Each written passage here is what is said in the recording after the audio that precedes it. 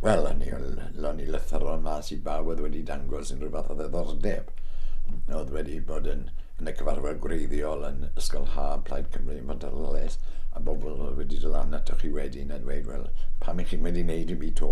Ac son i o mis Awst 1962, toc ar ôl darlith Saunders, hyd mis Chwefror 1963, heb wneud dim byd penodol, gan bod ni'n trio cael barn cyfreithwyr, cefnogaeth, allech chi ddweud yr elfen mwy parchus, a penderfynu beth yn union yn ni'n mynd i wneud i fi, o'n i'n siŵr iawn.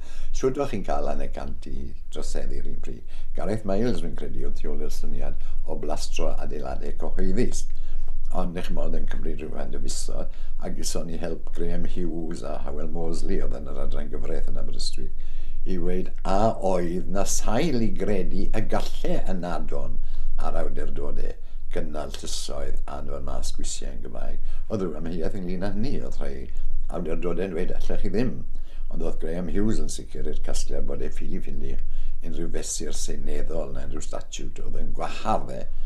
Felly bwrwch ymlaen, medde fe, oedd e'n gyfnogol iawn i'r syniad bod y mudiad cenedlaethol ddim wedi wneud digon i hybu'r Gymraeg a bod ei symudiad ar wahân i wneud hynny. Oedd